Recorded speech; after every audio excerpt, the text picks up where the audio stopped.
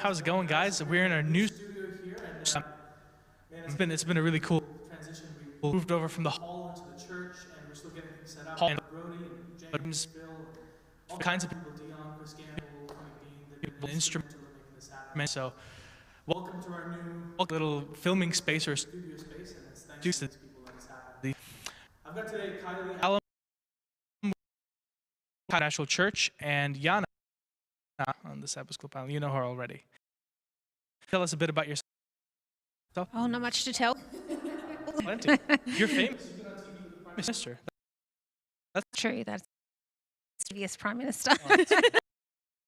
I haven't had that yet, so yeah. But being national for 9 people here, and just love community here too.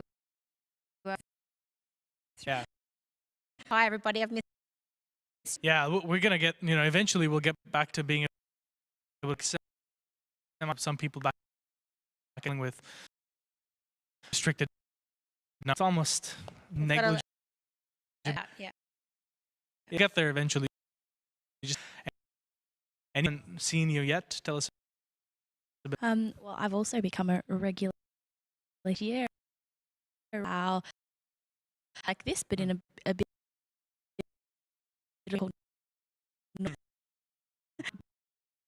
But here for a job. Loving. Hugged up this morning, so. It's from right, Lismore. I prefer to say Ballina.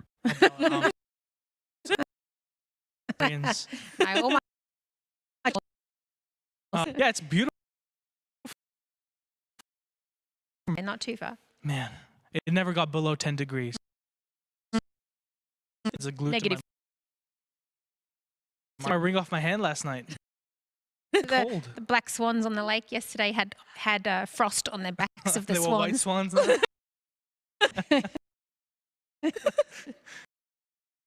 Well, we've got actually. It's going to be familiar for watching so far. It's about Jesus. So, why don't we throw it out to you as we're talking? I think it's simple that we can take to prove the historical source, writings themselves, but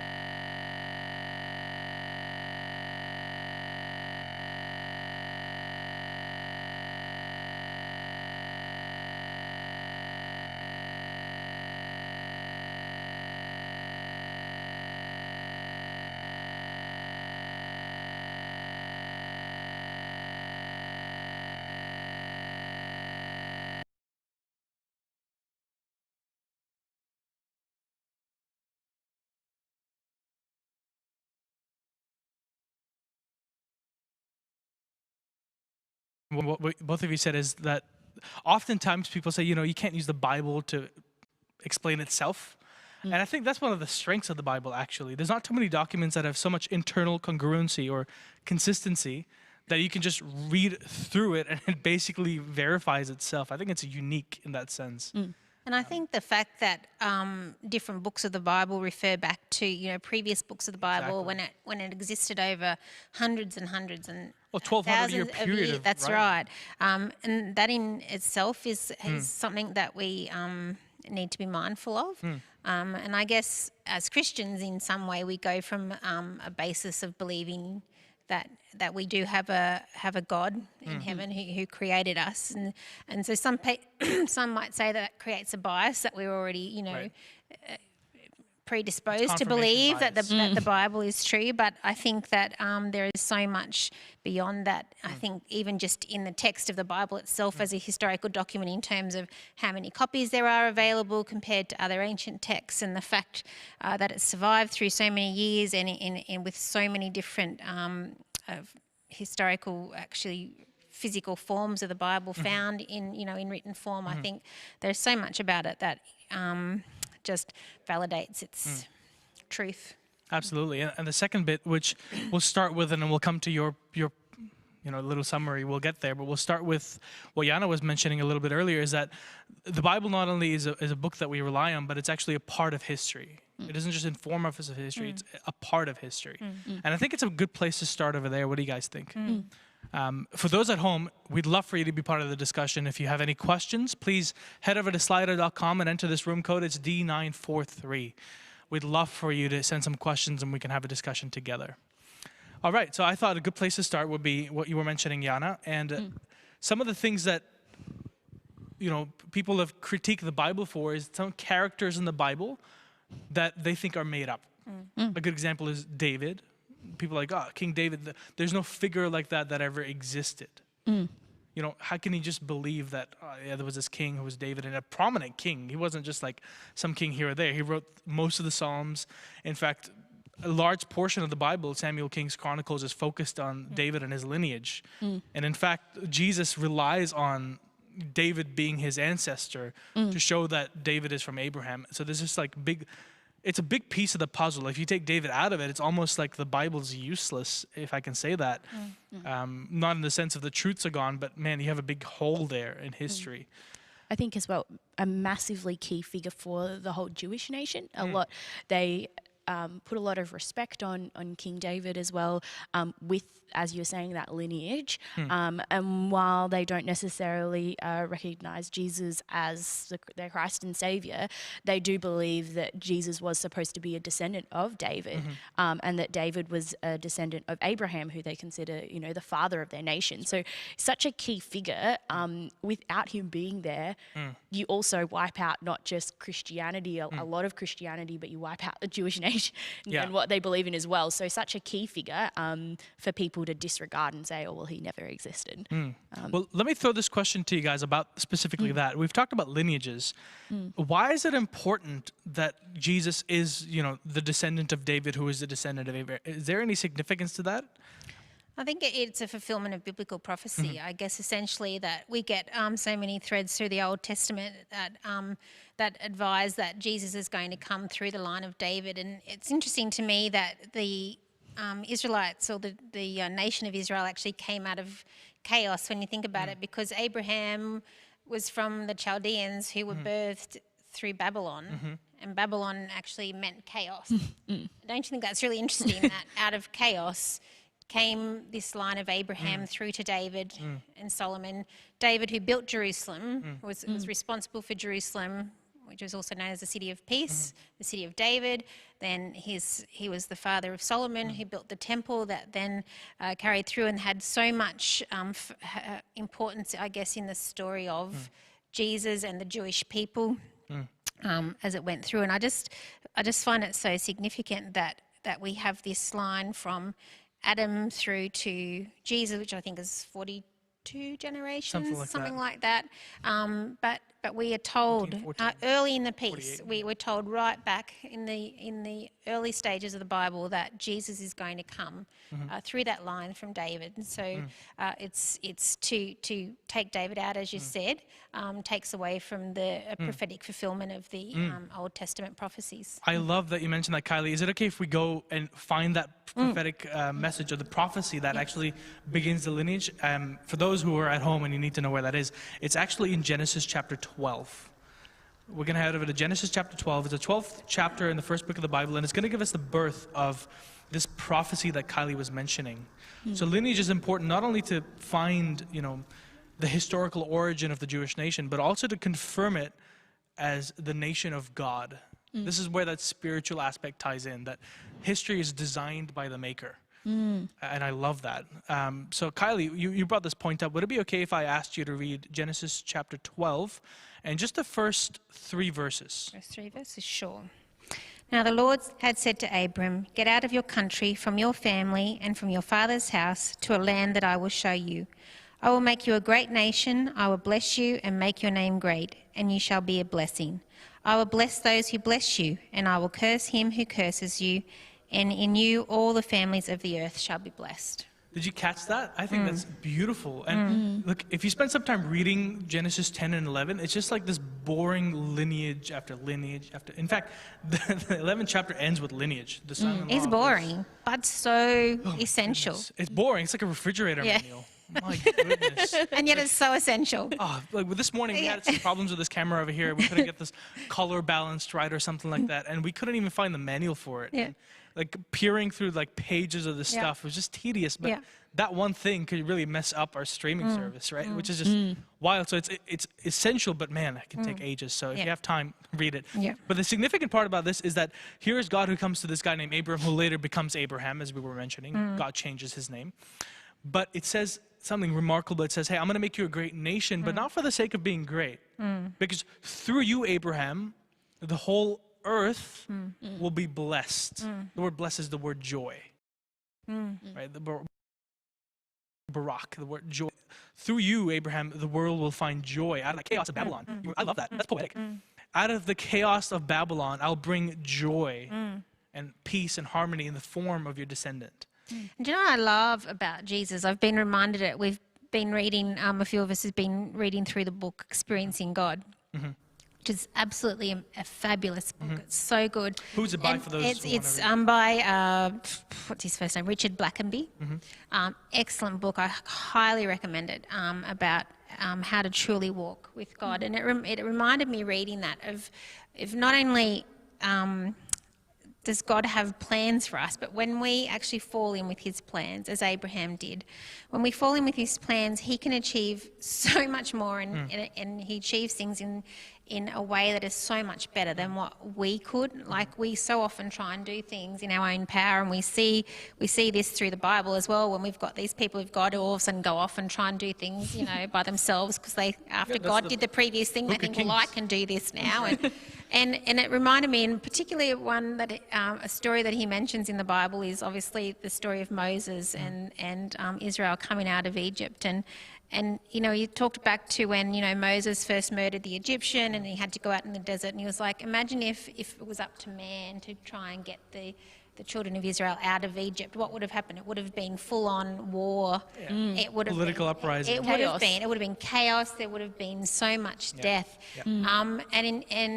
But falling in with God's way, not only did he actually get the children of Israel out of Egypt peacefully, like not one of them lost their lives, but he also, in that process, actually got the Egyptians to hand over all their gold and silver to them, and he took them, on a journey where he got them out safely with not a single life lost and with wealth.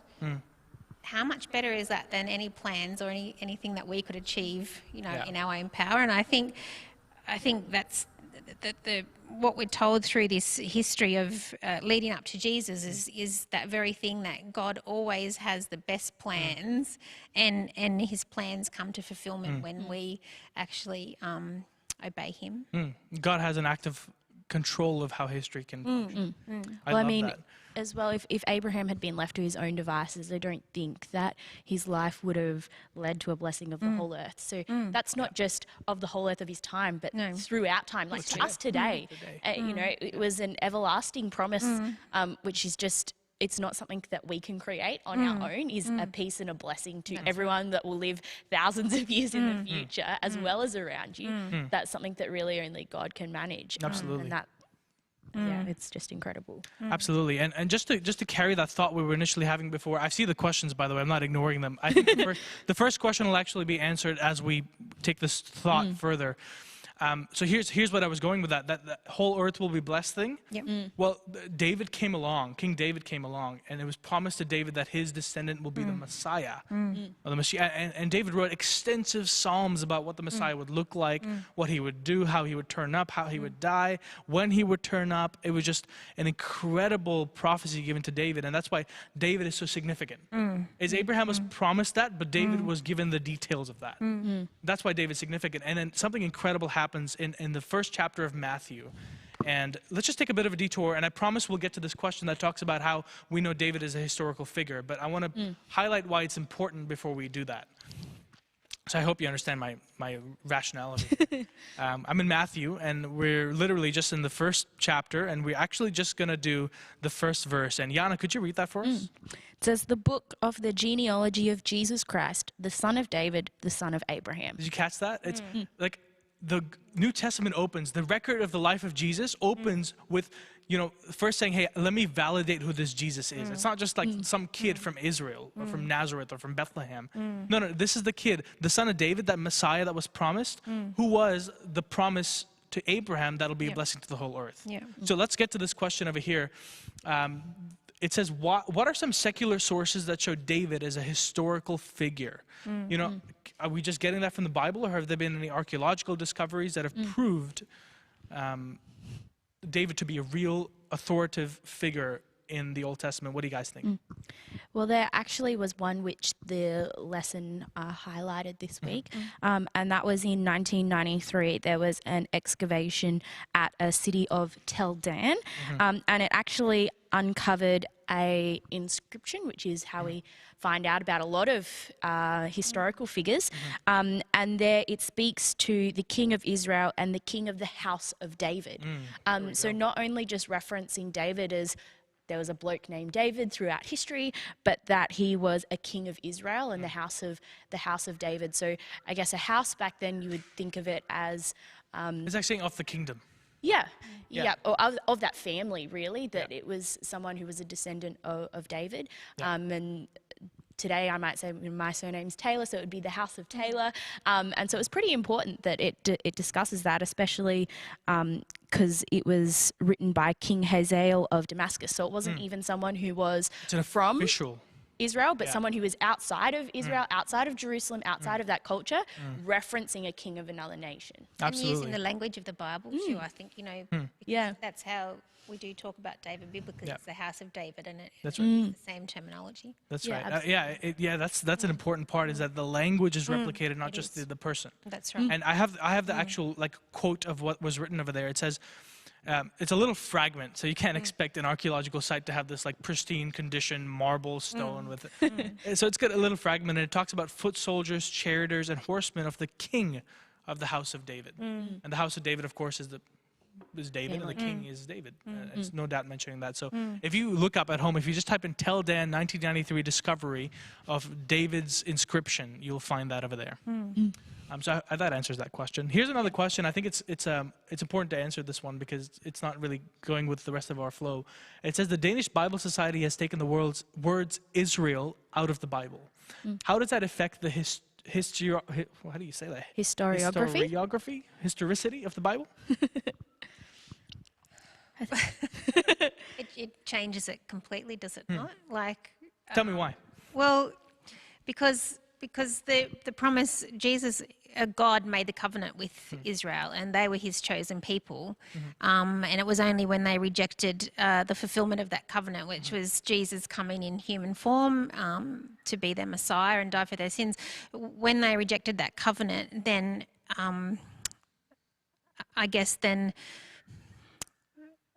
how to put the consequences. The relationship change in terms of then that's when we see the specific focus on then the message being taken to the Gentiles, which is anyone outside of who's not a believer, anyone that's right, not a Jew essentially at the time initially, and to take Israel out is that lineage is the lineage of Israel that we see Jesus come through, you know what I mean, from Abraham through to David through to Jesus, that lineage comes through the nation of Israel. So to take Israel out removes what the core of that covenant is that God had with his chosen people. I know you're itching to say something, but I just want to ask that person or the question, what did they replace it with? Because I'm not familiar with that. I'd love to know what they replaced the word Israel with. But sorry, Yana, keep going. I was just going to say, on the flip side as well, there are so many other details of the Bible that can be historically correlated. So it doesn't change potentially the historical narrative of the Bible, but it does change a lot of the purpose and why the Bible was written around the Israelite people. And so it really is going to change that Bible story. But it doesn't mean then that the Bible is not still a historical document. And even having taken that out, there are other characters that the Bible refers to that are historical figures. So while I absolutely agree with what Kylie's saying, it really changes that story, and it would be difficult to find that same narrative. You can still find that same narrative because that's the power of the Bible, and the power of God is that we can still find that same narrative. So I think when we have these little hiccups where bits of the Bible have been taken out or even altered, you can still find the validity of this historical document, and that's what makes the Bible so special. Absolutely. I think one thing we can just be guilty of too as Christians is that we forget that the Bible, the story, the biblical story covers a small geographical area of the world. I think it's the whole world. You do. Can you actually elaborate You're on so that? Because it's an mentally. important point. It is. I think we get so caught up in the story of Scripture that we forget that outside of that there was all this other stuff happening, in the world at the same time, and there were wars being fought, and there were, all these other historical figures. I think one of the ones I referred to this morning we were talking about was Confucius, and it's actually it's interesting when you look at the points in history of the biblical characters that these other characters external to the biblical story existed at the same time, and it sort of blows your mind, and you're like, oh, that's so crazy. But I just think we forget that there's all this other history happening outside of the biblical history as well, but it ties in so strongly. There are points of connection when we read about the prophecies of Alexander the Great, and that we've got all these touch points that connect with the other history that's happening outside of that biblical and with notable space. people. That's right. I love that example of Alexander the Great and all these other kings in prophecy, because as we know, Babylon eventually went to capture Israel, right? And after that, Medo-Persia captured Babylon, and it was done under the guidance of this guy named Cyrus the Great. In fact, if you head to Iran, there's this big tomb, big memorial for Cyrus the Great. There's something called the Cyrus Cylinder, which depicts the entire battle. But check this out, right? In the Bible, God names Cyrus by name. He says he will be my shepherd. So it's fascinating. You take Israel out of it, and you're not going to affect the historical validity of that text. It affects the story hugely, massively, because it's all about how Israel, the people of God, delivered this Jesus Messiah, who is God, to the world. It changes the narrative. You can't just the Old Testament would fall apart in terms of story, but it would still hold up in terms of history. It's true. Because you have people like Cyrus named in the Bible before Cyrus even came to come and establish the Medo-Persian Empire. It's wild. Yana, you're itching. Another key figure who I absolutely love was Nebuchadnezzar, who's mentioned in several different chapters, especially in Daniel. And he actually comes to believe in God. But he was such a key figure in history as the king of what was, at his time, the greatest nation of the world. It was the Rome of its day. Absolutely. And he also created one of the ancient 7 wonders of the world with the hanging gardens and things like that are just key points in history that you would find out about him even if you didn't read the Bible.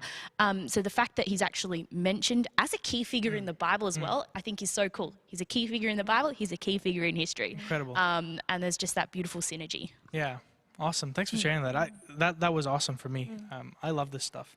One other verse I would like to just mention in Please. terms of David's connection to Jesus. Or do Please. you like the verse in Jeremiah 23:5?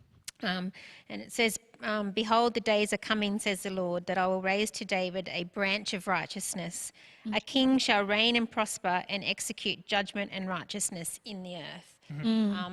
So we've got different prophets, who talk about before this time when Jesus was born, they talk about so much about Jesus coming from the line of David. So it's not just it's not just one person and one place in the Bible. It's repeated multiple times. Yeah. And then Jesus himself, in Revelation talks about coming from the line of David. I just think it's important to see that repetition, which is Revelation 22:16. That's right. And it also, it's not only just like the pre or the post Jesus, is during Jesus's life. There's a story in the Bible about this blind guy named Bartimaeus who wants to see again. And he just hears people having this commotion because someone's walking past, and he says, "Jesus, son of David, have mercy on me." So it wasn't just that Jesus was known historically as the son of David, or in retrospect as the son of David. In fact, while he was living, he was called Jesus, son of David. It's a huge tie, and having that historical, the archaeological discovery of David being a real figure, or certainly having a kingdom of his own, is huge win for Christianity. The second, I see this question every year: how can we be sure you're following God's plan and not your own? I'd love to answer that, but I think we should wait until we go through a couple of these things. So I don't want to ignore your question by any means. Please don't feel We like will that. get to it. But it's a good way to end, actually, because history informs us of how God has worked. So as we end it, I think it's a really good place to end, is that question. The second part of the lesson deals with this character named Sennacherib. Am I saying that right, Yana? You're the expert here. Sennacherib. So tell me a little bit about what the lesson has highlighted about this character Sennacherib and why it's significant. He was during a period of time where there was a king called Hezekiah, and Hezekiah was quite a prominent figure during his time. He was the king of Israel at the time, but Sennacherib was a king of a different city, and Sennacherib comes and he starts this campaign against Judah. And we notice this throughout the Bible, and it's not as highlighted through history, but there's constantly other nations trying to come and take over Israel. And it's usually when Israel turned its back on God, was that these nations would come in, and then the people of Israel would say, "We've turned away from God, this is a consequence of that." And then they turn back to God and they ask for help. And throughout history, Sennacherib actually has an inscription where he talks about a city which he overtook of Israel, but it doesn't really touch on him capturing the major city, I guess, of Jerusalem, and it kind of skips over that, and we don't get that insight until we actually go to the Bible, where we see what happened in that situation, and it gives actually context to the history of Sennacherib and what Sennacherib was doing at the time. The Bible talks about the fact that when Sennacherib came to Jerusalem, Where does it say that, by the way? Do you have a reference so that people at home can follow along? Isaiah 37. 37. There we go, Isaiah 37. So if you're at home, we're not making Thanks, it up. Kylie. It's coming from there. Yeah, so I'm just, I'm in the lesson, and I don't know whether you have your lesson with you at home, but it was from Monday, actually, where it talks about Sennacherib, Isaiah, and Hezekiah. So Isaiah is one of the books in the Bible who discusses Hezekiah. He was a prophet. You'll have to correct me here if I'm wrong, Akil. He's a prophet of the time of Hezekiah or after? Yeah, contemporaneous. Yeah. And it's interesting, I find it interesting that he's actually from Nineveh. Hey, that's significant. But by the way, this is cool because Justin's preaching about Jonah. Nice. Well, For those who there don't we know, go. We Nineveh have is a connection. this famous, biblically famous city because of this prophet named Jonah who was supposed to go to Nineveh, but he's like, no, thank you. So he left. And he defeated a lot of these smaller Judean villages and towns, and he was on the way to Jerusalem, Yeah. where Yana was just getting to. Yeah, Yeah, so sorry, that was a tangent. My bad. Yeah. no, It was like Nineveh. It's important. It's an important tangent. But so in Sennacherib's palace, he talks about this city, Lachish, and he talks in great depth about how he destroys this city, which is just like a tiny town in comparison to Jerusalem, which is, the prize of the whole of Judea, Israel, north and south. Jerusalem was the city of David, it was the prized possession. And all he says is, as for Hezekiah the Judean, I shut him up in his city like a bird in a cage. Like it's just like a one sentence, and he has all of these other inscriptions about this tiny little city which he destroys, but it's just this one sentence about Hezekiah, who's the king of the nation, and Like a throwaway just statement. throw away, like, oh yeah, I sieged it, and that was it. Like, which for history, for those of you who are interested in history, it's not often that you're like, oh yeah, I sieged a city and see you later. Like that's not usually how it goes. It's usually a battle or went on for some time. And when you have a look at the biblical record, you can see that what had happened is when Sennacherib starts attacking these villages, the people of Israel, they turn to God and they say, help us. We need your deliverance, God. We've turned away from you.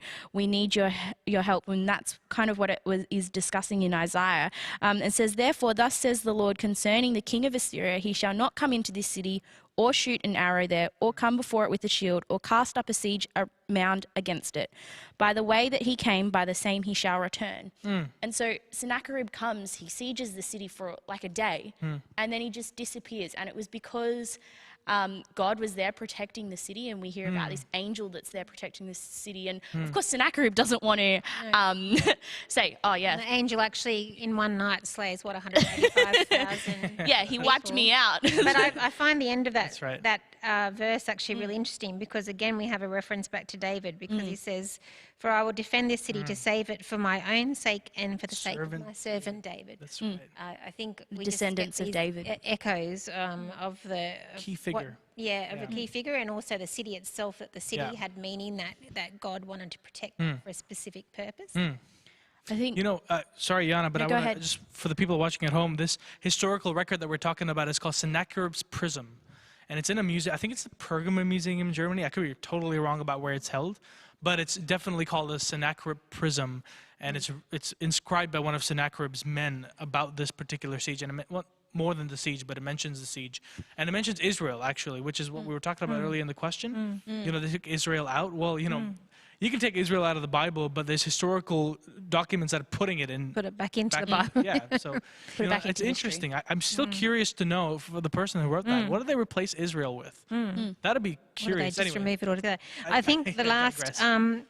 the last sentence on that lesson is that God acts in history, and it takes me back to verse in Acts 17, which is something we were discussing before we came on air. Let's go there. Which is a great verse, and I think for me there's a lot of comfort, and I think this verse harkens back to the fact that we have this prophetic nature of the Bible itself, which we are going to come to in terms We are. of the In fact, proving the next week's historic. It lesson is the is historicity yeah. of the Bible. But Acts 17 verse 26, and it says, "And he has made from one blood every nation of men to dwell on all the face of the earth, and has determined their pre-appointed times and the boundaries of their dwellings." So it's telling us that God is the God of history, and I think when he says that we are made from one blood, that we're talking about the blood of the Lamb. That's the blood that we all share, and that our history belongs to and is of God, that he is in control. And I think that it's a really good message for the time that we're living in now, that God has determined our time and place, and that he has history in his hands. absolutely. He knows the end from the beginning, and so it takes away the fear that we would otherwise be feeling, because we can actually trust that God is the God of history, and we can trust that all things work together for those who love God, and we know that that he's got our back. And so for me, that's a really, really cool thing. Yeah, Absolutely. this story of that verse, Kylie, reminds me of something in Daniel 2, which I think is significant because Daniel 2 is unique in the sense, I don't know if you've had time to just spend and just read and be bathed by the text of Daniel 2. It's awesome because it has this prophetic element, but it's got this historical element in the form of not even prediction, foretelling, right? Which is incredible. So for those who are interested, on our website we have echoministries.online, we have a documentary called Kingdom Come on there. And it actually goes through Daniel 2 in a historical sense, but then again it goes through it in a prophetic sense. And what I want to pull out of that is this guy named Daniel who's tasked with figuring out this dream that a king had, which turns out to be about the future, finds out what it is. And this is what he says afterwards, which ties into what you were reading in Acts chapter 17. It says right over here, and I'm at Daniel chapter 2, I'm in verse 20. So Daniel answers to God and says, "Blessed be the name of God forever and ever. Wisdom and might are his. He changes the times and the seasons. He removes kings. He raises up kings." And he keeps going. He gives wisdom to the wise and knowledge, right? It echoes that, doesn't it? It's this, there's just like consistent thread of consistent echo is a really good way to say that in the Bible, where God is mentioned as the God of history, not just the God of Israel. It's incredible. I just had to share that. I think as well in that the end of that verse that we were reading in Acts, it talks about the fact that where was it? We're in Acts 17. Yeah. What was the verse again? 17:26. 26, that's right. It talks about pre-appointed times and the boundaries of their dwellings. And I think if we were to look at history as an account on its own without the Bible, you miss a lot of that. You just see there's one king after another, and the Bible talks to there was boundaries to how far a nation could go, and God was actually in control of that. And then Daniel 2, you're saying, echoes that as well. And I think that we lose a lot of the context of history when we don't have the Bible to go along with it, because we mentioned it, this is part of history, and it explains so much of why those nations came and fell, or what was going on, some of the behind the scenes. It's almost like It gives order to the chaos, I think. Yeah, absolutely. I love that the initial point you said about I just can't get over it. You know, time comes out of this chaos. I just can't get over that. That's amazing symbology there. The Bible is kind of like, you know, a movie is going on, which is history, and the Bible is the narrative of what happened behind the scenes to make history happen the way it did. So even though it doesn't talk about like the whole of Babylon or the whole Greek history, the Bible doesn't mention Plato or Socrates, any of these people, it still gives so much context to what is going on throughout history, and that I just think is so amazing. Why. Yeah, absolutely, Well. absolutely. It gives the why. That's right. Which is the key. question that we don't often ask. Exactly. So. Yeah. Ties into that question we had on the screen before as well. It does, which I'm not ignoring it, I promise. I think it's a really good way to end, though. And it's a profound question to ask, and it's an important question to ask. I want to mention two things which will tie us to Tuesday that we're heading to? Yep. Wednesday, I think it's Wednesday. Well, Tuesday, we haven't specifically done Daniel, but Oh, we haven't done Daniel, but we're here. that's okay. Yeah, we are. We've kind of covered a little bit of the Daniel 2 story, but I guess what I'm mentioning is in relation to that documentary filmed about the book of Daniel, especially Daniel 2, how it's this history of nations that is to come, like Babylon, Medo Persia, Greece, Rome. It predicts it when Babylon was still at the height of its power, unimaginably, incontestably powerful. Like you just couldn't, there was nothing as mighty as Babylon. Wealth, not power, not wisdom, nothing. And it's talking about, don't worry, after this will be Medo Persia. And that'll go to, there'll be Greece. And that'll go to, there'll be Rome. It's amazing how, anyway, my point is this.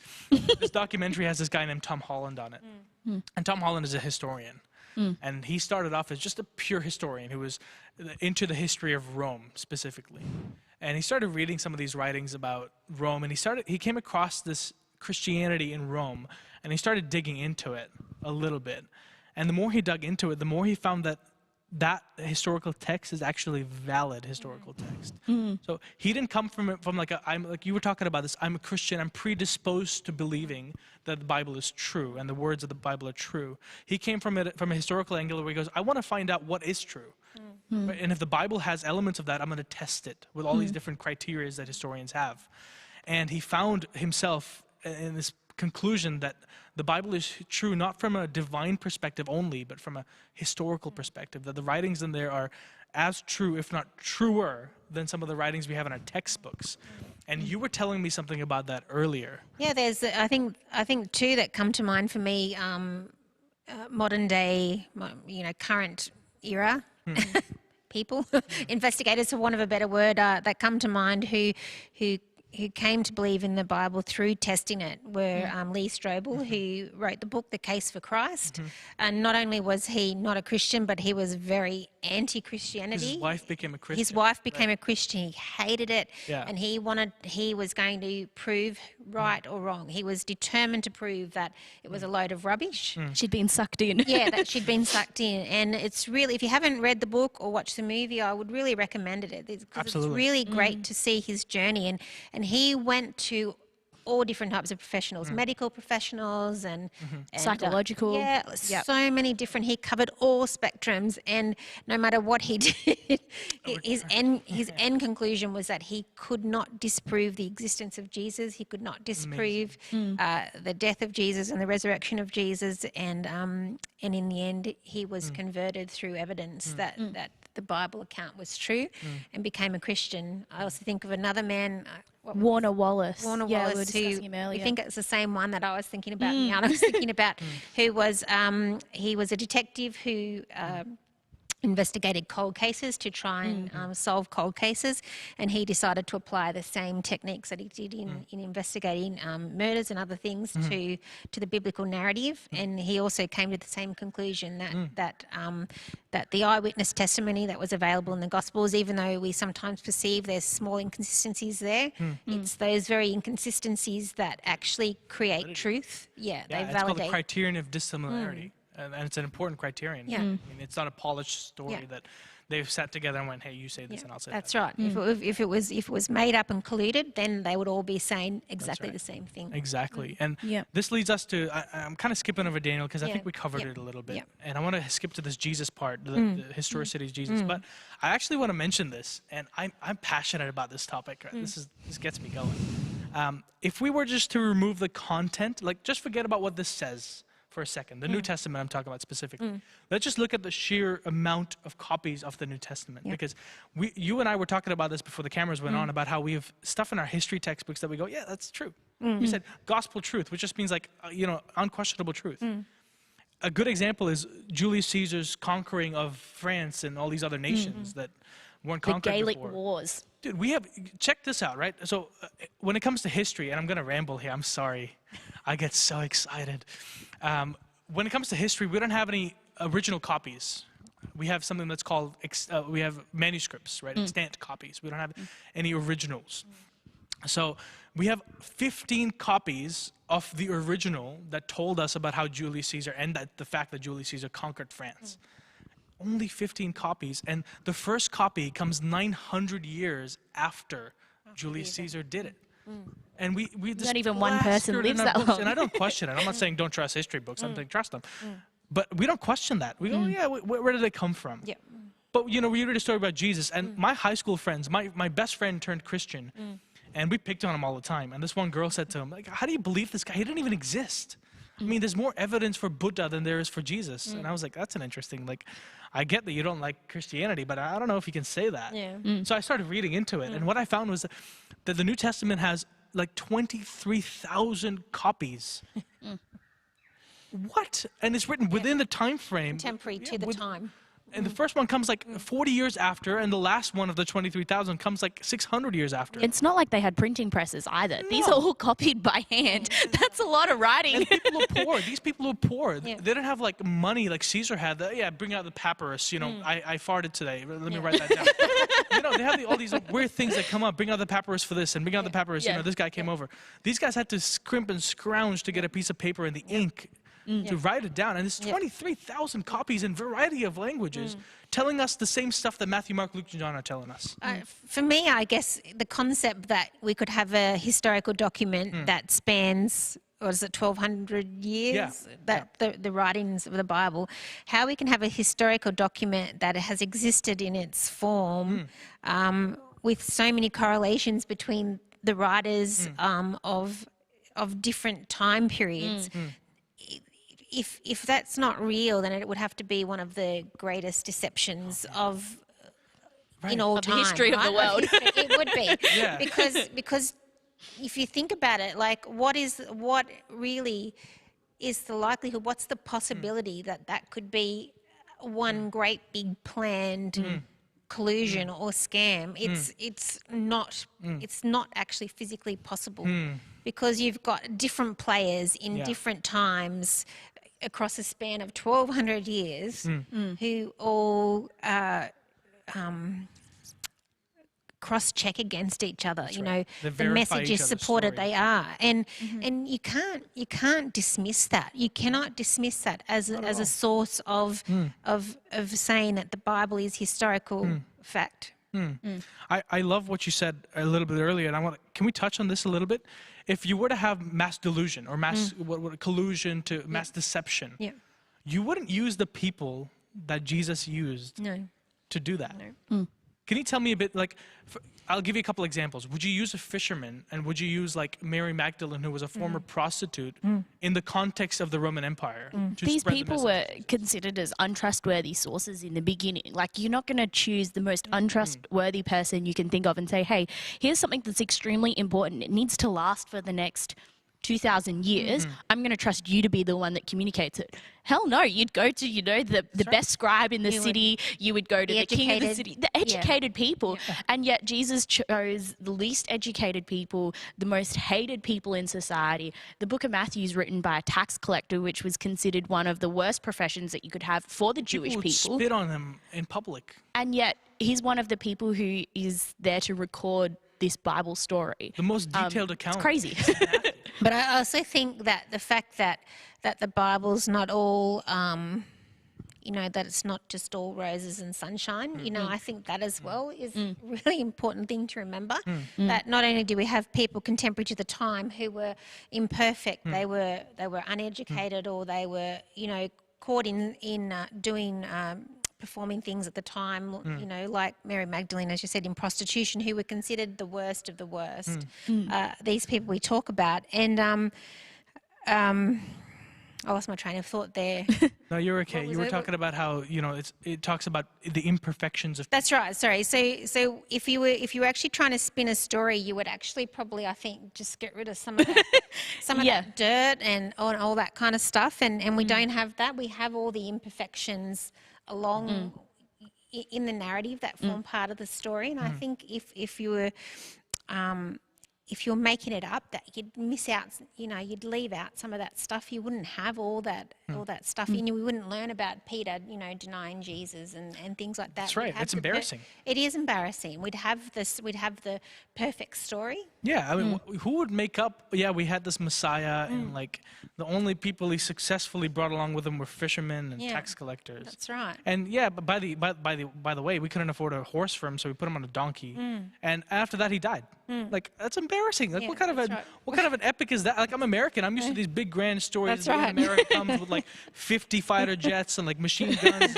Yes, we're here. That's right. Like, what's this? Yeah. He died. He on a cross by himself, pretty much, with like 4 or 5 other people around him. All of his He was friends born left into him. humility and died in humility. How is that a made-up story? Who thinks of this stuff? Like, And on top of that, in terms of a Jewish context, I think understand that there was specific significance to the cross as well, that to be crucified or to die on a tree was related to blasphemy.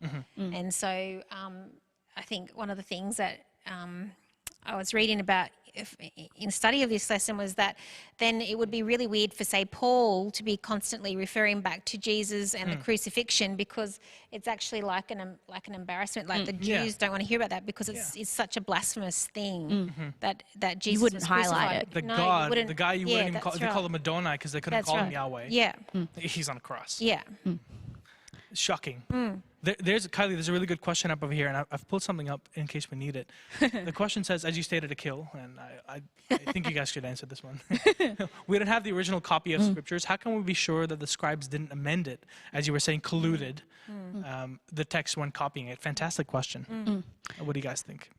There was a little bit of research on this, and it talks to the fact that with these 23,000 different manuscripts, there's actually little variance. And even though these copies span hundreds of years, there's probably only around 20 exceptions from one manuscript to a completely different one. Whereas even more modern day text, Shakespeare, for example, there are hundreds of readings that are still in dispute to say, hey, that's not what was originally in the text. So the fact that there are so little exceptions over such a high period just shows the validity of the source, and people might say, oh, well, isn't that even more proof? But to copy something that accurately is actually a lot more difficult than copying it incorrectly. And just goes to show that there is something more at work here. It is the power of God, because it's not common for that to happen. People wouldn't have been able to do that because lifespan itself over these time periods was not 100 years. You were lucky if you lived to the age of 30 due to diseases and different things at the time. hospitals, wars, it was completely different time period. People just didn't live for as long. So the fact that there are so little exceptions over such a broad space of time, because we are talking about hundreds of years. We're not just talking about 23,000 copies from 1 year where everyone got together and they all copied down at the same time. Big Book copying club. sessions. What a book club. Bring out the papyrus guys. Yeah, that's right. It does talk, historically, that Yeah. talks to the validity of the text. Yeah. Kylie, do you have anything to add to that? Not really. No. I've got something cool to mention, actually, is in 1947, there was this awesome discovery. It is 1947. I was double checking my dates. It's called the Dead Sea Scroll discovery. And it's very, very important to biblical history because up until then we had these super old, like kind of torn, you could barely read half the fragments, and they were the ones that were translated into English later on. So the big critique of people was like, you have this thing that's like archaic. You have no other copies. How do you even know this is true? And then the cool story about this is some kid was playing somewhere and like near the caves, and he threw a rock and something broke, and he was like, oh no, something broke. And he found these like clay pots that had all these scrolls in them, and it turns out they were exactly what the Bible is saying here, but numerous amounts of copies of them. And the thing is, it was written by people, I forget the name of the tribe, but they were Jewish separatists. The There was a lot of Essenes. persecution. The Essenes, yes, and one more, the guy who Berthier was, Napoleon's general, whatever separatist group he belonged to. Essenes and those guys. And they were separatists, so they just went away, did their own thing, and they wrote. That's all they did. Their job was to pristinely copy, and they were educated in this discipline, was to just copy and copy and copy and copy, and send out and send out and send out and send out. They were just professional office works copy machines. That's what they were.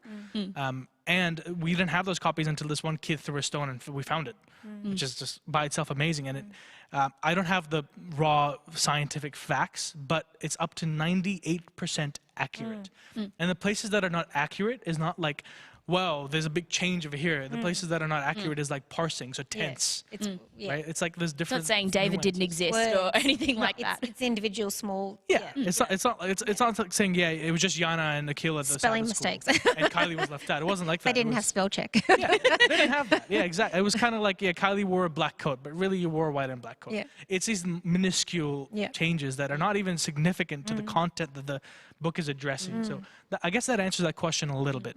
And we have 4 minutes. I'm sorry, guys. Let's just really quickly talk about the little things that we have about Jesus and answer that last question, and then we'll finish up. So if we head over to Thursday, if I'm correct about that, or Wednesday, my Wednesday. bad. What's Thursday?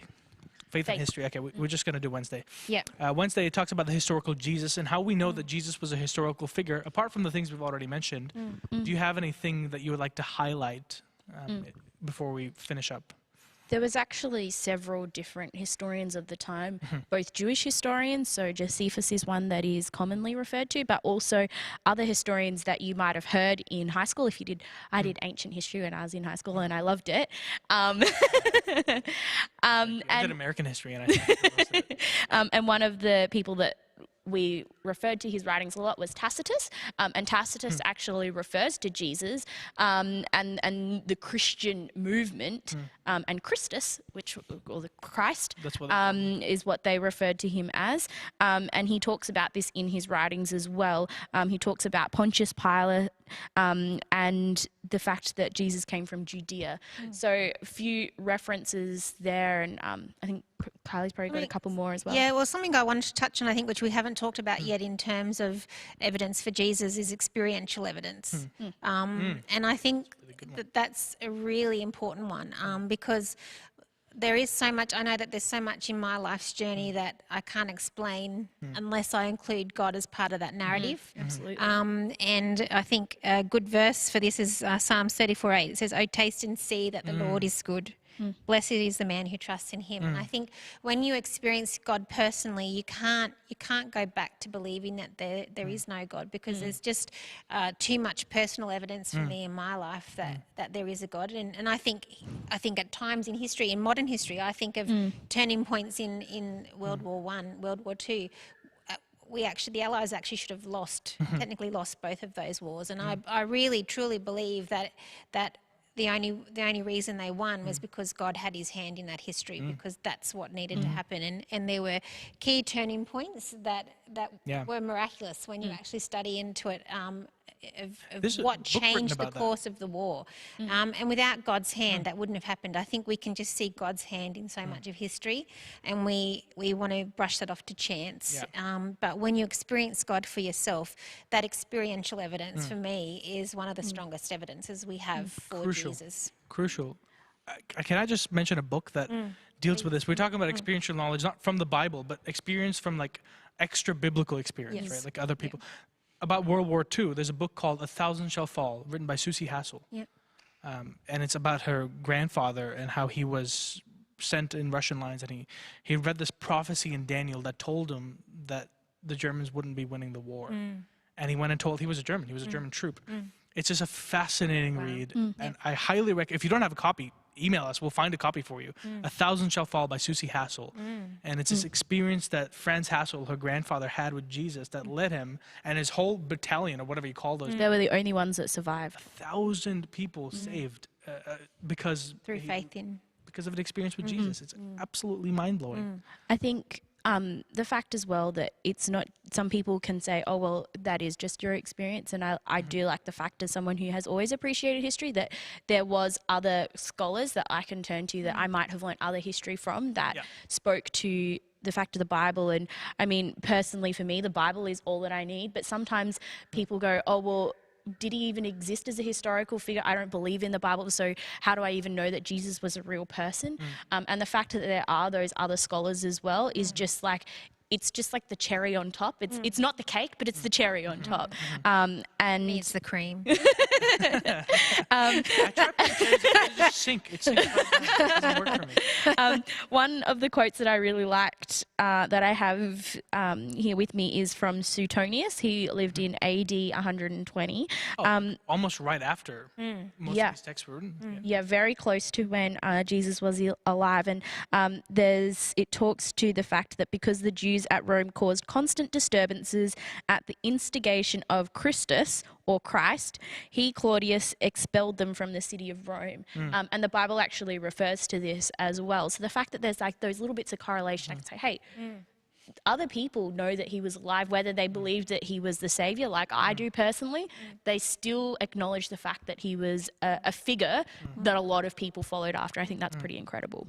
Absolutely. And this brings us to our last question, is how do I know that I'm following God's plan for my life and not mine? And it kind of ties in with that Psalm 34:8, taste and see that the Lord is good.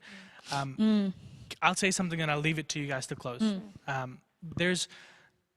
I've come from a place where I didn't believe in the existence of God, or specifically Jesus. So don't take the book as a book of divine instruction. Don't read it like, if you're really willing to see whether God is real and willing to see how God's plan works out for your life, read it according to a historical, read it like you would read a history book with weight of truth, right? If you leave out the divine bits, I suggest you don't, but if you would, you'd still find evidence of God, evidence of people experiencing God leading in their lives, which is unique. So you take the whole what God says bit out of it, you're still left with people who say, I prayed and God came. Even outside of the Bible. And history is a fantastic way of knowing how God's going to lead you in the future. I've had so many people say, I don't know if I'm called to do this, or I don't know if I want to do that. I just say, well, you're how many ever years old you want, right? Just look back, and most of the people that ask me this are Christian, of course. And I said, just look back and see, have you prayed before? Do you know someone who has? I mean, is there evidence in the Bible of God leading people before? Does your story relate to that? Is it in the same ballpark? Well, then you know that God's going to lead you in a very similar fashion, because God doesn't change. He tells us that. He's the one thing that's constant in this world of pain and suffering is a good God. And how he has treated humanity in the history, or even you in your history, will determine how he'll treat you and how he'll guide you in your future. Yeah. I'll leave it with you guys to close, whatever you have to say to that. I was just going to say the Bible is, as we discussed, written over 1,200 years, and yet the themes of the Bible don't change through that entire time period. So if you can look back at that, and even at your own life, and like you're saying, Akil, God doesn't change. So it's pretty easy to line up whether that path that you're going on, whether it lines up with what's in the Bible or whether it doesn't. And I think that if you take time out of yourself and the distractions that so easily come into our lives, and you take some quiet time and you listen to God, and then you line up that direction with the Bible, I think it'll be easy to see. And God doesn't always speak to us in an audible voice. Sometimes he does. Sometimes it's clearer than other times. But when you marry up your life with the Bible, you can see where God is leading, because he doesn't change. He hasn't changed for thousands of years. Absolutely. Thanks, Yana. And I think it's just so important to remember that God's leading doesn't mean our life will be perfect. You need to remember that where is he leading us to? He's leading us to eternity, and he's not saying that we're going to have this perfect and easy ride along the way. We suffer here on this earth through sin and through things that as a human race we've brought on ourselves. And for me, one of the biggest evidences that I've seen in my life is that when you have somebody who believes in a loving Saviour and they're lying on their deathbed, and then you look at them and they are just filled with peace and love. I just don't think you see that anywhere else, unless I think the only place that can come from is from a living Saviour. And for me, that's one of the biggest evidences, seeing that peace that comes from knowing God, knowing he's got your back no matter what's going on in your life. Even in the hardships. Even in the hardships, and I think that's truly incredible. Amen. You know what, Kylie? I think that's a fantastic place to land, because we have an interview with you talking about your story a little bit, and I think this week's a really good time to put that up. An experience about how Jesus has led in someone's life. So for those at home, thank you, Yana, thank you, Kylie, for being here. For those at home, thanks for tuning in. Stay tuned, because we have an awesome message, a Bible presentation about the book of Jonah from Justin Lawman. So we'll see you in about half an hour.